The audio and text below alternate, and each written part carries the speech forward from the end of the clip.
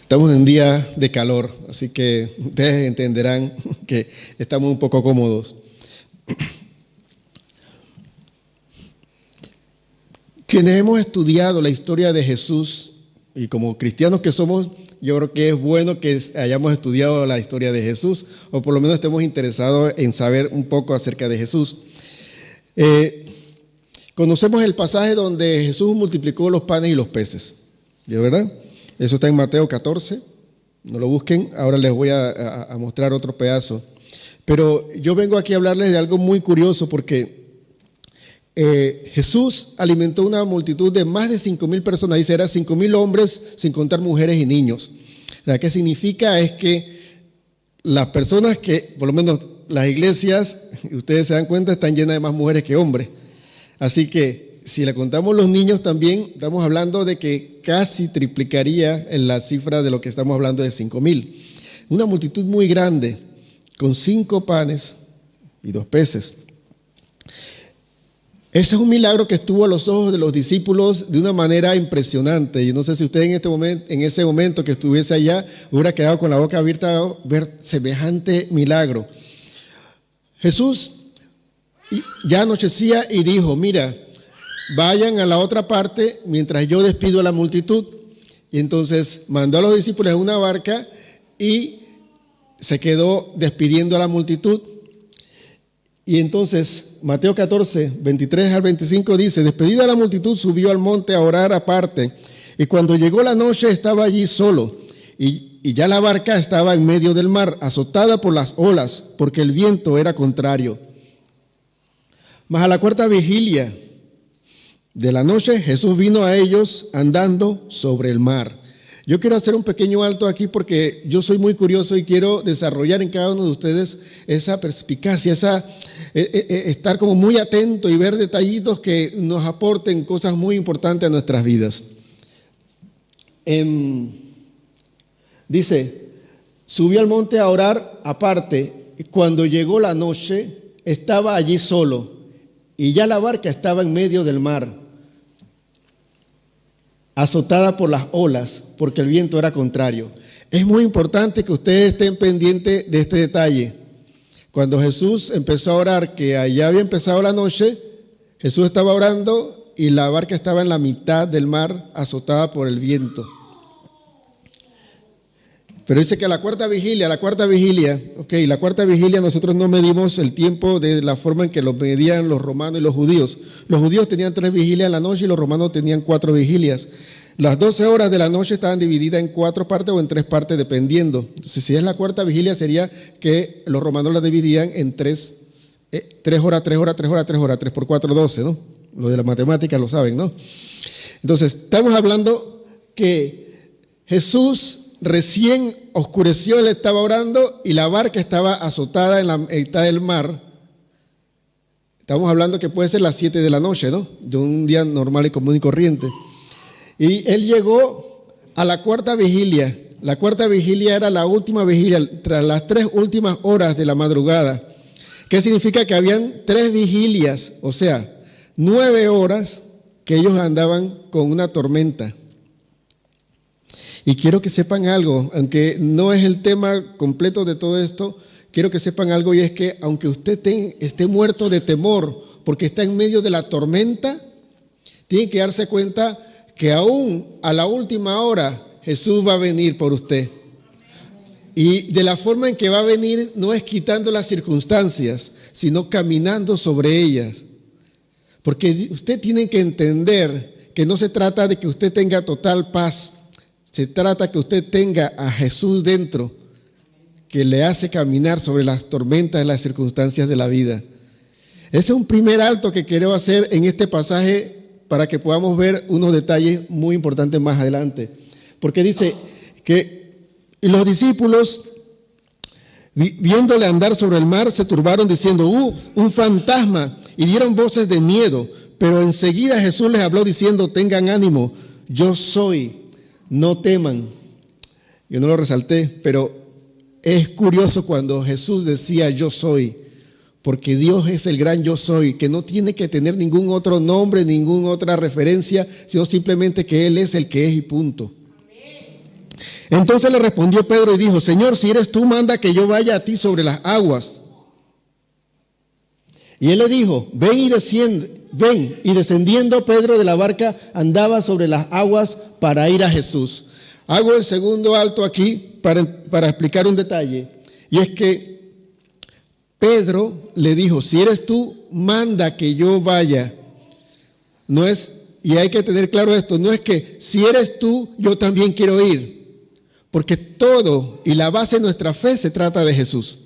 No se trata de nosotros. Y hay que aclarar un poco en estos detalles donde los tenemos en estos tiempos con tanto decreto y declaro y eso, que estamos enfocados nada más en nosotros mismos y se enfoca la fe en Jesús, en Cristo Jesús. Dice: puesto los ojos en Jesús, el autor y consumador de nuestra fe. No se trata de que la fe tiene que ver con que yo pueda lograr cosas. Se trata con que la fe yo pueda creer y confiar en Jesús.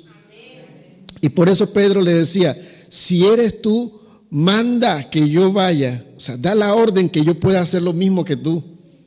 Jesús le dijo: ven. Y él obedientemente, en base a la palabra de Jesús, descendió de la barca. ¿Y qué dice? Y andaba sobre las aguas para ir a Jesús. Y esa pausa ahí es muy interesante porque después nosotros sabemos que se hundió y todos los otros detalles que criticamos a Pedro y todo esto, pero el punto es que Pedro anduvo sobre las aguas como Jesús. Ningún otro discípulo lo hizo. Se parece un poco a la prédica del domingo pasado, así que búsquenla en el YouTube para que vean la referencia. Pero al ver el fuerte viento, tuvo miedo y comenzando a hundirse dio voces diciendo: Señor, sálvame. Y al momento Jesús extendió la mano, lo agarró y le dijo: hombre de poca fe, ¿por qué dudaste? Aquí hay, en esta sola escena que nosotros conocemos mucho, hay una enseñanza muy interesante, pero a la vez muy profunda y de igual forma muy sencilla de poder comprender. Y es el título de la prédica, que es Fe versus Sentimientos. La fe es una cosa y nuestros sentimientos son otra muy distinta. Y quiero decirles a ustedes, la base de la frustración de muchos cristianos hoy día es que los sentimientos los están poniendo por encima de la fe. Porque nosotros debemos de poder desarrollar en nuestra vida una independencia de nuestros sentimientos con la creencia en Cristo Jesús. Porque nosotros podemos sentir algo, pero realmente la verdad puede ser otra. Nuestros sentimientos muchas veces dominan nuestra vida e impiden que podamos ver la gracia de Dios más allá de las tragedias. Nosotros podemos estar teniendo en la cara la gran bendición de Dios y llorando por situaciones que nos hacen falta, llorando o clamando por situaciones que queremos que cambien, pero tenemos bendición frente nuestro. Tenemos que empezar a hacer un switch y cambiar en nuestros pensamientos, en nuestra mente y en nuestro corazón, que el enfoque de toda nuestra vida es Dios y no nosotros. Porque a la medida que nosotros nos enfoquemos en nosotros mismos, siempre estaremos insatisfechos, siempre quedaremos no saciados. Dice una canción que nos gusta: el alma del hombre es insaciable hasta que encuentra a Jesucristo, que sacia y llena todo el ser. Y nosotros vivimos constantemente insatisfechos. Y esa insatisfacción la trasladamos al plano espiritual como cristianos y nos volvemos egoístas, egocéntricos, nada más pensando en nosotros mismos, qué tenemos, qué no tenemos. Nuestros sentimientos empiezan a arropar nuestra vida y nuestra fe empieza a ahogarse. Nuestros sentimientos empiezan a ver lo natural y empezamos a no percibir lo espiritual. Quise hablarles a ustedes desde el principio de la multiplicación de los panes y los peces, porque los ojos de los discípulos vieron el milagro de los panes y los peces, pero también los ojos de los discípulos vieron a Jesús caminando sobre el mar. y no creyeron que era el maestro. A mí me llama la atención que si ellos andaban con Jesús mucho tiempo, no van a conocer su silueta de lejos y no van a reconocer su voz. Pero ¿saben qué pasa? Cuando los sentimientos y las emociones nos envuelven, nosotros nos volvemos incluso hasta irracionables, porque las cosas que sabemos las olvidamos. Hemos escuchado mucha palabra. Algunos de los que estamos aquí somos cristianos desde niños y crecemos y empieza a pasar un problema y empezamos a desconfiar de Dios. No confiamos en Dios, no creemos en Él porque el miedo nos envuelve, nos impide ver las cosas claramente. Para poder entender un poco acerca de la lucha que hay entre fe y sentimientos, quiero nada más descifrar dos cosas muy importantes, y es que fe, como decía al principio del culto, es creerle a Dios y confiar en Dios. Yo sé que muchos de los que tienen mucho tiempo, yo le preguntaría qué es fe, y me recitan Hebreos 11:1, fe, la certeza, lo que se espera, la convicción de lo que no se ve. Pero fe básicamente es confiar y creer en Dios. Se trata de eso. Porque cuando uno confía plenamente en Dios, uno podrá ver todas las cosas que no vemos cuando estamos muertos de miedo. Cuando uno simplemente confía en Dios, puede avanzar, puede hacer, y como Pedro, caminar sobre las aguas igual que Jesús. Pero cuando el miedo, empezamos a ver lo lógico, lo que simplemente no nos parece, nos embarga el corazón y empieza a ocultarse toda la fe y emerge el miedo y el pánico. Los sentimientos, por otro lado, tienen que ver con los estados de ánimo y están ligados a reacciones corporales generadas desde el alma. Está relacionado a los 5 sentidos que nos llevan a racionalizar en base a experiencia y conocimiento. Los sentimientos están ligados con los 5 sentidos, que es la vista, el oído, el olfato, el gusto y el tacto. Son los 5 sentidos que tenemos los seres humanos, ¿verdad? Y créanme que eso, de una forma curiosa, a veces estorba el desarrollo de la fe. Porque nosotros a veces somos como Tomás, si no vemos, no creemos. Y a veces estamos viendo y no lo creemos. Nosotros necesitamos tener el oído para poder entender la voz de Dios, poder descifrar el tono de voz de Jesús cuando dice: tranquilos, tengan ánimos, yo soy, no teman. Ellos siguieron con miedo. El olfato, dice, nuestra alabanza tiene que ser como olor grato y agradable a Dios. Nosotros emanamos de nosotros. No sé si ustedes se han dado cuenta que si ustedes tienen miedo, un perro lo corretea más que cuando están más seguros, porque es que nosotros emanamos un olor de nervios, un olor de miedo, y eso es lo que percibe también el enemigo, porque cuando nosotros estamos plantados en fe, el enemigo no puede contra nosotros porque nuestro olor es de seguridad. En cuanto al gusto, dice la palabra gustad y ved que Jehová es bueno. Y en cuanto al tacto, nosotros tenemos muchas veces que poder sentir para poder creer. Y tenemos que tener cuidado con que nuestros sentidos nos traicionan, porque la fe va más allá de todos los sentimientos. Voy a avanzar rápido porque como tuvimos Santa Cena, tenemos corto tiempo. Los sentimientos, voy a hacer dos relaciones nada más en esta tarde. Los sentimientos versus la relación con Dios. Dice en Romanos 8:7 que la carne no quiere sujetarse a Dios, ni tampoco puede. Nuestros sentimientos, nuestra lógica no se sujeta a la voluntad de Dios, ni tampoco quiere, porque nuestra carne está opuesta a Dios. Entonces nosotros hemos hablado en otras ocasiones, mientras alimentamos menos la fe, mientras menos ejercicios de fe en nuestra vida hacemos, más débil está nuestra fe y nuestro espíritu. Pero mientras nosotros alimentamos más la carne, más la dejadez, más el descuido, más el poco importa con Dios y los deseos de la carne, nosotros vamos a ser muy débiles en cuanto a la relación con Dios. Porque ¿cómo vamos a percibir a Dios si no hablamos con Él? ¿Cómo vamos a conocer su voz? Dice en Juan también que las ovejas conocen la voz del pastor y le siguen. Pero nosotros conocemos la voz de Dios. Nosotros muchas veces estamos confundidos con, ¿será Dios que me dijo esto o no? Pero es porque nosotros necesitamos pasar tiempo con Dios. Porque nosotros necesitamos someter nuestra carne, nuestros deseos de no buscar de Dios, tenemos que someterlo y obligarnos. Dijo Jesús a los discípulos, el espíritu está dispuesto, pero la carne es débil.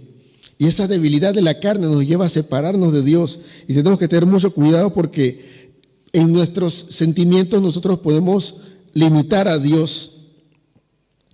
Porque ¿de qué forma nosotros limitamos a Dios? Nosotros limitamos a Dios cuando esperamos que Dios actúe en base a lo que yo pienso que debe actuar. Y Dios nunca, o muy pocas veces, mejor dicho, repite una forma de tratar o de ministrar a una persona. Le pregunto, ¿cuántas veces Dios envió maná a otros pueblos como al pueblo de Israel? ¿A cuántos pueblos Dios le envió codornices para comer? ¿A cuántos pueblos a cuántas personas Dios le mandó una columna de fuego y una columna de nube en su andar por el desierto? ¿A cuántas veces Dios abrió el Mar Rojo? ¿Cuántas veces Dios abrió el Jordán? Los milagros que Dios hace en la vida muchas veces no los repite. Y nosotros a veces nos enfocamos en que Dios tiene que actuar de una forma y no es así. Porque con Dios hay que ver las cosas por fe y no por vista, no por la experiencia. Tenemos que tener la experiencia de otros para aprender a no cometer errores, pero no para enfocarnos a que como Dios trata a fulana o fulano, tiene que tratar conmigo. El trato de Dios con cada uno de nosotros es totalmente distinto el uno con el otro. Pero solo en la intimidad con Dios, solo cuando nuestros sentimientos son sometidos y nosotros nuestra voluntad la rendimos a Dios, podemos empezar a ver el trato de Dios en nuestras vidas. De otra forma, nosotros viviremos frustrados porque vemos cómo Dios trabaja con la vida de Joel, cómo Dios trabaja con la vida de Kendra, de Leticia, trabaja en la vida de Tatiana y trabaja en la vida y no trabaja en mi vida. Porque en mi vida está trabajando de una forma distinta. Por una parte, y por otra parte es qué tanto le estoy permitiendo a Dios trabajar en mi vida o qué tanto estoy poniendo mis sentimientos de que quiero mandar a Dios que Dios trabaje en mi vida de esta o cual forma. Nosotros tenemos una lucha con los sentimientos y en cuanto a lo espiritual también hemos tenido un conflicto de muchos años. Porque en cuanto a sentimientos, yo creo que ustedes han escuchado frases como esta: cuando sienta de parte de Dios, haré esto o dejaré de hacer esto otro. Hay personas que están esperando un sentir de Dios para tomar una decisión. Tienen esperando un sentir de Dios para convertirse, para entregar su vida al Señor. Está esperando un sentir de Dios para bautizarse. Está esperando un sentir de Dios para consagrarse más. Está esperando un sentir de Dios para abandonar el pecado y las cosas que saben que no están bien. Y no se trata de sentirlo o no. Se trata es que si la palabra dice qué es bueno y qué es malo, nos toca a nosotros hacer lo correcto y lo bueno. Aunque sintamos o no, porque de hecho lo que pasa es que nuestra carne nunca va a sentir buscar de Dios. Otra frase que es muy conocida y que nosotros usamos en cuanto a los sentires y lo espiritualizamos, dice la frase así: hoy el Señor estaba en la reunión porque sentí su presencia de una manera. Dice la palabra que Él está con nosotros si hay 2 o 3 reunidos en su nombre. Usted sienta o no sienta, Dios está ahí. Usted tiene que hacer algo, tomar una decisión. Uno espera sentir el respaldo de Dios, como alguna persona sintió en un testimonio que mi esposa y yo estuvimos escuchando, de que una hermana sentía 2 ángeles que iban con ella a enfrentar un juicio y todo esto, y sentía el respaldo de Dios. Les digo algo, aunque usted no sienta ningún ángel, ningún gigante, usted tiene que estar seguro que Dios va con usted. Porque si usted va a hacer algo que es conforme a la voluntad de Dios, Dios respalda. Ahora, si va a hacer algo que no es lo correcto, ahí no está Dios, aunque sienta. Y por tercero, y no vamos a seguir extendiendo la lista para avanzar en otra parte, hay otra frase que dice: no siento que Dios escuche mis oraciones porque solo llegan hasta el techo. Y a veces nos sentimos tan mal que decimos, es que yo siento que mis oraciones nomás llegan hasta el techo y no llegan a la presencia de Dios. No siento que Dios me escuche. Y no se trata de sentir o no que Dios escuche. Si tu corazón está arrepentido y desea buscar de Dios de todo corazón, Dios te escucha. Dios escucha aunque tú no sientas que te escuche. Y tenemos que tener claro estas cosas. Son 3 ejemplos que yo pongo para que podamos nosotros empezar a dividir los sentimientos de la fe, porque ellos están en oposición, están en contra. La fe contra los sentimientos. Los sentimientos están a veces tan tristes que no queremos buscar de Dios. Es algo como ilógico, pero nosotros somos así. A veces nos sentimos nosotros tan que hemos defraudado tanto a Dios y nos sentimos tan culpables que no sentimos buscar de Dios. Es cuando más necesitamos buscar de Dios, porque si usted está gravemente enfermo, usted necesita un médico o mínimo necesita medicinas. Y si usted está gravemente afectado espiritualmente, necesita de Dios. Sienta o no sienta. Y nada más una acotación breve en esta línea, ya que me vino a la mente, y es que las medicinas por lo general no saben bien, pero son lo mejor para nosotros. Buscar a Dios para nuestra carne quizás no sepa bien. Tengamos que tragar y tengamos que pensar hacerlo, pero es lo mejor para nuestras vidas y nunca dejemos de hacerlo. Tenemos que entender algo, que la palabra dice que nosotros andamos por fe y no por vista. Esta palabra quiere decir que nosotros no andamos por sentimiento, no andamos por lo que vemos, andamos por lo que creemos. Si Dios te llamó a ti a servirle, aunque tú no te veas en este momento sirviendo a Dios, síguele por fe, porque Dios te llamó a servirle. Si Dios te llamó a cambiar tu vida, aunque tú sientas alrededor que todo es un caos y es muy difícil cambiar tu vida, por fe hazlo. Porque no se trata por lo que ves, se trata por fe, por lo que Dios dijo. Y la fe que había dicho yo es creer y confiar en Él. Y si Él lo dijo, hay que creer. Y si Él lo dijo, hay que confiar. Amén. Tenemos que luchar contra los sentimientos con nuestra fe para tener victoria personal. Tener victoria personal sobre nuestros sentimientos. Muchas veces sentimos que no podemos ser felices. Sentimos que tener victoria sobre nuestros pecados está muy difícil. Sentimos que estar firme frente a la gran oposición que enfrentamos es imposible. Y es porque nosotros muchas veces estamos viendo el objetivo equivocado. Muchas veces simplemente es un error de desenfoque. Porque voy a presentarle ahora a continuación 2 versículos, pero en 2 versiones para que podamos entenderla un poquito más y salgamos edificados de este lugar con esta aportación. Nosotros nos enfocamos muchas veces en las personas y en lo que hacen.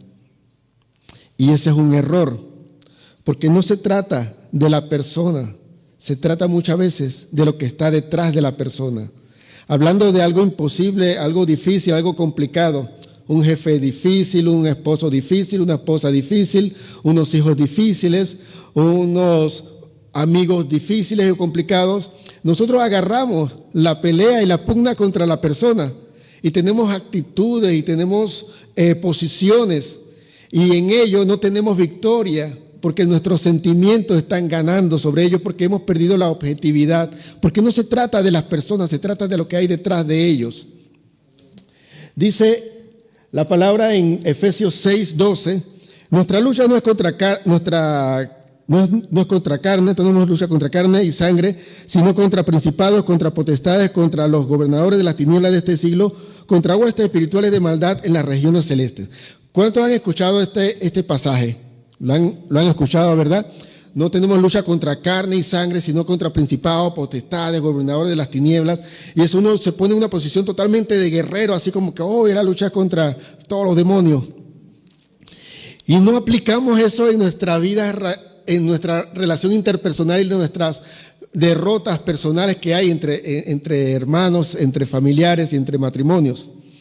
Pero si leemos, esa es la versión Reina Valera del 60, si leemos la nueva versión internacional, para mí se explica un poco más. Dice, nuestra lucha no es contra seres humanos, no es con personas, sino contra poderes, contra autoridades, contra potestades que dominan este mundo de tinieblas, contra fuerzas espirituales malignas en las regiones celestes.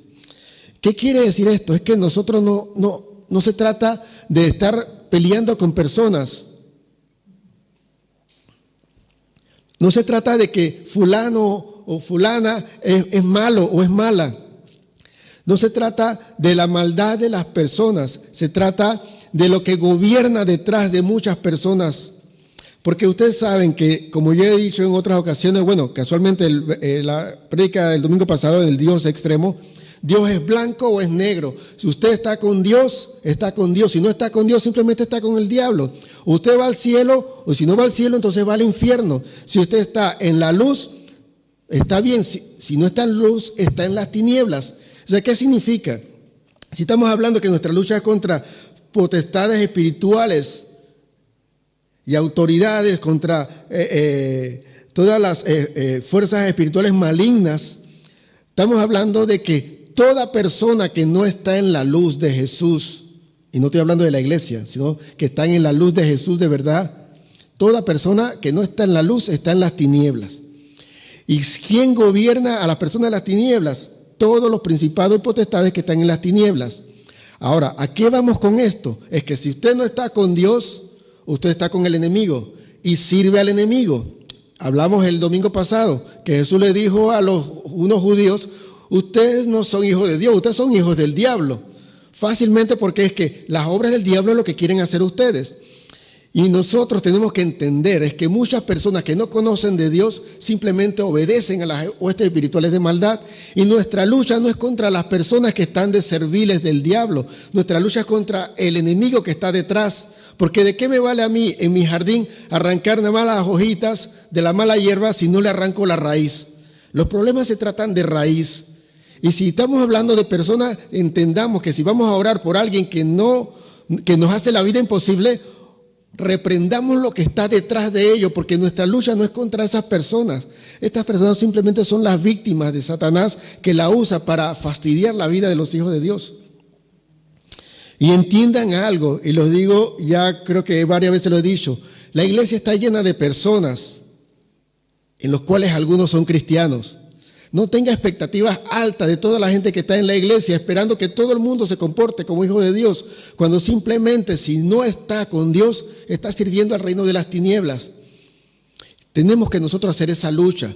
Eso sí, tenemos que orar por cada una de las personas que sabemos que no está obedeciendo a Dios para que pueda estar en la luz, para que pueda ser servidora de Dios, servidor de Dios y pueda estar en salvación, en santidad, en su consagración y separado para Dios y en la eternidad lo veamos junto con nosotros en el paraíso.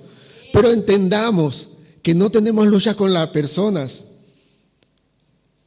Los padres que tienen lucha con sus hijos es lo que está detrás dominando a través de tantas puertas que se abren.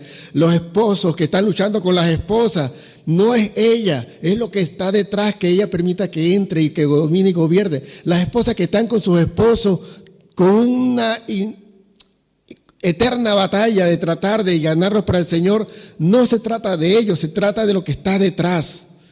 Y el punto es enfoque. Entonces, mientras nosotros no tengamos el enfoque en lo espiritual, nosotros tendremos muchas derrotas porque nuestros sentimientos estarán gobernando sobre nuestras vidas, cuando nosotros tenemos que tener la fe puesta primero y los sentimientos que vengan detrás, porque tenemos que ver claramente como Dios ve y como Jesús veía y le enseñaba a sus discípulos. Nosotros no podemos seguir teniendo una lucha con las personas y tratando de cambiar a las personas si no oramos por ellos. A fuerza de pulmón y de fuerza de voluntad y de presión, tú no vas a cambiar a nadie. A mí me da risa algunas personas que se ponen en una actitud de que yo se lo hago para que aprenda.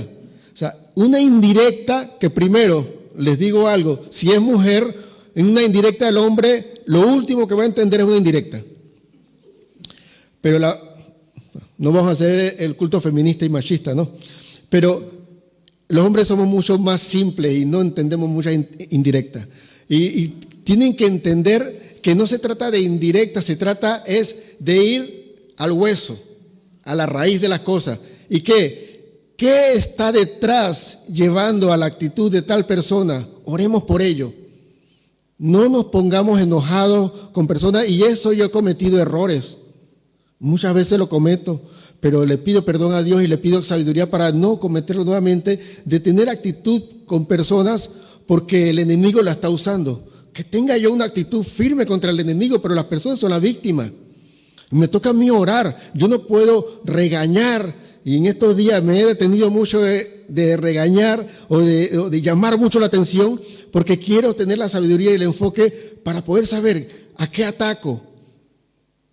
Porque yo puedo simplemente lastimar a alguien que está buscando de Dios, pero está luchando contra su carne, por yo tener una mala actitud. Tengamos la actitud correcta, el enfoque correcto. No, las relaciones interpersonales es algo de día a día. Desde que nacemos tenemos una relación personal, interpersonal con nuestra mamá, con nuestros padres. Y cuando morimos tenemos antes de morir, obviamente, una relación interpersonal con los doctores, los médicos, los que están ahí viendo el caso, a ver que no se muera. Nosotros vamos a tratar con personas toda la vida, no somos islas. Y tenemos que procurar tener buenas actitudes y el enfoque correcto en nuestra actitud con las personas. Perdemos mucho porque las emociones nos llenan, los sentimientos nos llenan. Hoy, si esa persona que usa el enemigo hace algo contra ti, te las va a pagar. Y no es la persona, quien las debe pagar es Satanás por usarle. Y no importa, no estoy hablando de que sean dentro de la iglesia, fuera de la iglesia, todas las personas simplemente si no están, como estoy yo ahora, bajo la luz, bueno, es que usted está en la tiniebla, ¿no? Era un ejemplo. Toda persona que no está en la luz está en las tinieblas, y entonces sigue por esa línea. Enfoque. El enfoque incorrecto nos hace perder mucho, y los sentimientos en el desenfoque se aprovechan y hacen de nuestra vida un mar de temores y de reacciones malas y negativas con las personas. Y después no se pregunten por qué están solos, si están tan amargados. Otro detalle que hace que perdamos mucho nosotros en enfocarnos en los sentimientos y no en la fe, tiene que ver con nosotros mismos, con lo que nosotros nos creemos de nosotros. En estos días, hablando con una sobrina que estuvo de visita por acá, yo le decía que no existe, realmente en mi opinión no existe tener muy alta la estima como alguien que pisotea a la gente o se aprovecha. Yo pienso que es que alguien que es muy orgulloso, del francés y el alemán ya estoy perdiendo el español. Cuando alguien es muy soberbio, era la palabra que quería buscar, es muy soberbio sobre las personas, no es que tenga muy alta estima, es que él se cree mucho, tiene muy alta estima. No, tiene baja autoestima, pero la tapa con groserías y con patanerías. Pero el enfoque en nosotros mismos, o lo que nosotros pensamos nosotros mismos que tiene que ver con autoestima, hace que nosotros tengamos un desequilibrio, si no la tenemos balanceado, un desequilibrio emocional que nos lleve a perder.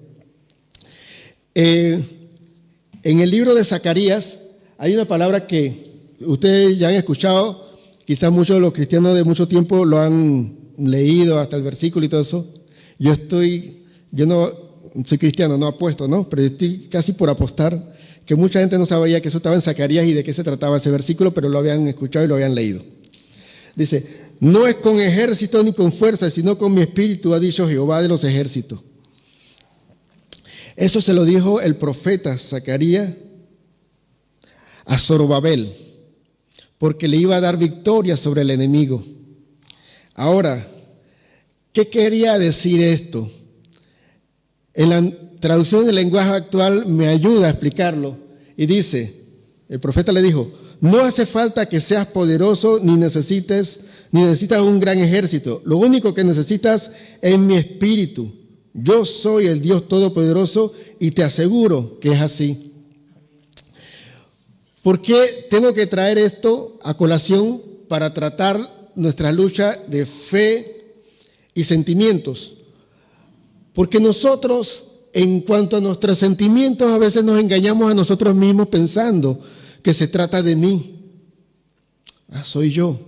No se trata de ti, se trata de quién tengas tú dentro. La victoria la tendrás si Cristo está en ti. Sin Cristo, nada. Con Cristo, todo. Eso me acuerda a Xiomara. Pero dice en Filipenses 4:13, todo lo puedo en Cristo que me fortalece. Y la gente lo lee tan rápido que en Cristo se lo pasan así como que si el radar de aquí de la autovía los toma, le ponen una multa. Muy rápido. Todo lo puedo, pero todo lo puedo en Cristo. O sea, yo no lo puedo todo solo. Y la gente se va sin que Dios lo haya mandado a hacer algo. Venga, que yo todo lo puedo en Cristo que me fortalece. No. Si Cristo está en ti y Cristo te ha mandado a hacer algo, tú podrás hacerlo, pero si no, no. Porque no se trata de mí, se trata de el Espíritu Santo que está en mí. Bien dice, no hace falta que seas poderoso. O sea, no se trata de conocimiento. Estar aquí compartiendo la palabra no se trata de que yo haya estudiado mucha teología, de que tenga la experiencia, que ya sea un profesional. Se trata de que el Espíritu Santo me ponga a mí aquí a hablarles a ustedes para que alguna edificación llegue al corazón de cada uno de ustedes. De lo contrario, yo sería un profesional hablando simplemente un conocimiento sin espíritu, porque la palabra mata, pero el Espíritu vivifica. Y si el Espíritu no está aquí, no sirve de nada yo estar hablando nada. Se trata no de lo que tú tengas, se trata de quién tengas tú dentro. Tú nada más eres la percha. Yo solamente soy la percha. En Panamá le decimos el gancho, a donde se cuelga la ropa. Lo importante es la ropa. Nadie se luce la percha, la gente luce la ropa. No se trata de nosotros, se trata de Dios. Y todas las cosas que podremos lograr no se merece que nosotros nos llevemos la gloria. La gloria al final siempre será de Dios. Yo quiero terminar con un pensamiento muy importante. Y no era este. Así que ustedes olviden que vieron eso. David y Goliat. Vamos a hacer un resumen bien rapidito y luego reflexionamos en lo que acabamos de ver. En 1 Samuel no lo busquen, tampoco lo he puesto yo ahí, y ya me di cuenta que no. 1 Samuel 17 narra la lucha entre David y Goliat. Todo el mundo la conoce, pero hay unos detalles que nosotros tenemos que saber. Y es que todos los del ejército de Israel y el rey Saúl veían a un gigante desafiando a los escuadrones de Israel. Pero David no veía a un gigante. David veía, ¿cómo David le llamaba al gigante? Filisteo incircunciso, ¿no? Ahora, ¿cuántos saben que es incircunciso? Pues no anden diciéndole ahí a la gente incircunciso y no saben ni siquiera qué es incircunciso. Todos llamaban a Goliat gigante. David nunca llamó a Goliat gigante, lo llamó extranjero sin pacto con Dios. Circuncisión con Abraham se estableció como un pacto entre Dios y su pueblo. Cuando un judío le llamaba a otro incircunciso, era un insulto de decirlo, tú no tienes una relación con Dios, no tienes un pacto con Dios. Dios no te respalda, Dios no está contigo. Y el enfoque importante que tenemos que tener es la visión de fe que tenía David versus todos los emocionales soldados de Israel que tenían miedo a lo que estaban viendo sus ojos, lo que sentían sus sentidos, sus 5 sentidos, el miedo, esa reacción de esconderse, de temer. No lo tenía David porque David no lo veía con los sentimientos ni con los 5 sentidos. David lo veía con los ojos de la fe, con los ojos de Dios, porque la diferencia no era quién era más grande y quién era más pequeño. La diferencia era quién respalda a quién. ¿Quién respaldaba a Goliat si era incircunciso? ¿Quién respaldaba a David si era un guerrero de Dios que alababa y que conocía a Dios personalmente mediante la adoración? El gigante se entrenó para pelear. Esa es de las cosas que aprendemos de la pelea entre David y Goliat. El gigante se entrenó para pelear y David se aseguró de tener un respaldo de Dios. Mientras el gigante estaba en su entrenamiento militar, David estaba adorando al Señor con el arpa.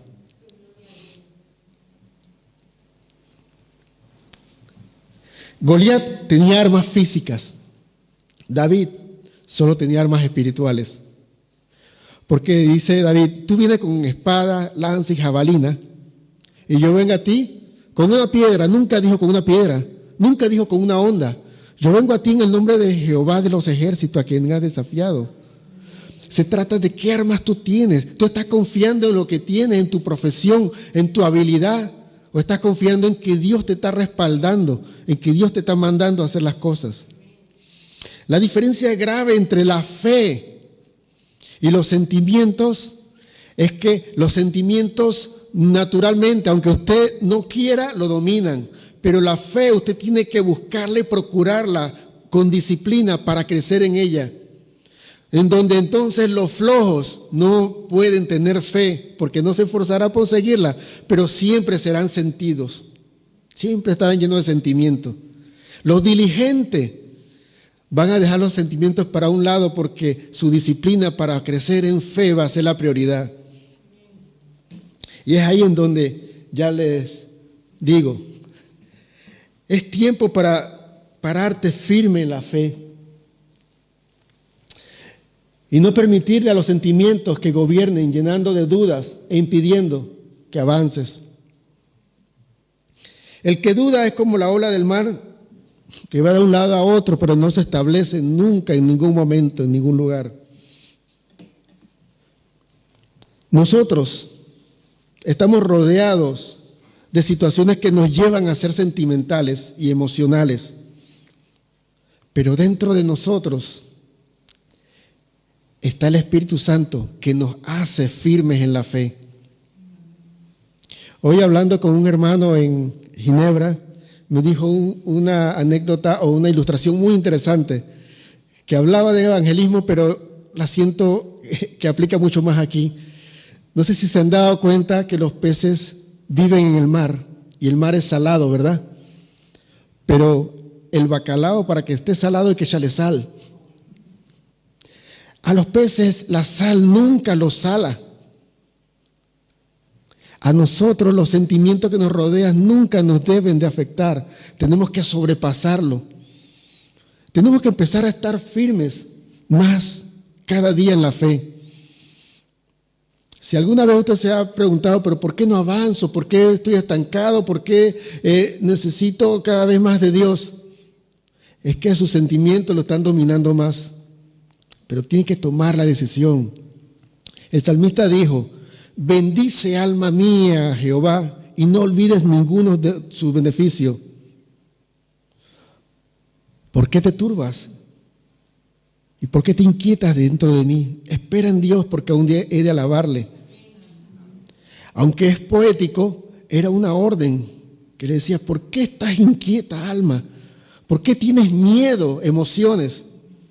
Espera y confía en Dios, porque Él viene y traerá la salvación, como aunque sea la cuarta vigilia, aunque hayan pasado 9 horas naufragando y luchando contra la tormenta, Él viene y Él va a estar aquí y nuestros sentimientos no se pueden apoderar de nuestras vidas, porque como Pedro empezaremos a hundirnos al ver las cosas naturales y quitar la vista de Jesús.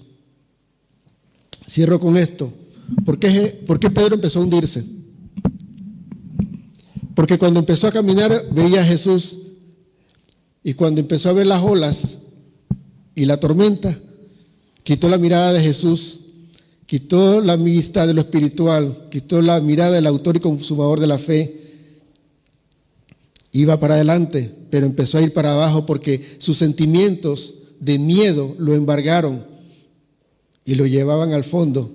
Pero gracias a Dios, no sé si ustedes se dan cuenta de algo, que Pedro estaba andando hacia Jesús Y cuando empezó a ver a su alrededor, empezó a hundirse y le dijo: Señor, sálvame. Y dice, inmediatamente Jesús lo tomó y lo levantó. O Jesús corrió, o se le teletransportó, o estaba cerca de Jesús, no importa. Pero lo importante es que al clamor de un justo que necesita de Jesús, Jesús está ahí. Tengamos fe, tengamos confianza. No perdamos la confianza en Jesús, no perdamos esa fe que necesitamos tener fortalecida cada día más en Él. Les animo a no permitirle de hoy en adelante a los sentimientos que gobiernen y que llenen de dudas, porque eso nos está atrasando. Porque a la fecha que estamos hoy deberíamos de estar muy distintos como cristianos a como estamos ahora, pero es porque los sentimientos nos inundaron. Somos guerreros, somos valientes, no somos gigantes, pero nos respalda el Dios de los ejércitos. No somos hombres de guerras entrenados, pero tenemos segura el respaldo de Dios. No tengan miedo, tomen su decisión, tomemos todos la decisión por Jesucristo y de una vez por todas sometamos a la carne, a las emociones y a los sentimientos para que no gobiernen más nuestras vidas. Vamos a orar. Señor, yo te pido en el nombre de Jesús que tú en este momento, Dios, inunda nuestro corazón con tu presencia, que tu Espíritu Santo llene por completo, Dios, todo nuestro ser, nos levante, nos haga sentir el respaldo que tenemos de parte tuya, Señor, y no permita, Señor, que los sentimientos sigan gobernando nuestras vidas. No permita que esos miedos, que esos temores, que esas incertidumbres, esas dudas nos hagan estar como una ola del mar de aquí para allá y nunca establecemos, Dios, un lugar firme para crecer, sino que estamos inconstantes en nuestros caminos. Te pido en el nombre de Jesús, Señor, que tú nos ayudes, Señor, a vencer nuestros sentimientos y a fortalecer nuestra fe mediante cada uno de los ejercicios que fortalecen la fe, como la oración, el ayuno, la congregación con los hermanos, el estudio de la palabra y la vida de devocional, de oración, de intimidad con Dios. Te pido en el nombre de Jesús que determinemos en nuestra vida cambiar, que nos paremos firmes en la roca y que nuestra fe empiece a crecer y que toda la carne, todos los sentimientos vayan menguando y tengamos victoria en ello. Gracias, Padre, por este día. Gracias por las personas que en este día escuchan tu palabra. Ayuda, Señor, a que no solamente sean oidores olvidadizos, Señor, sino que cada uno de nosotros seamos hacedores de tu palabra de por vida. En el nombre de Jesús. Amén.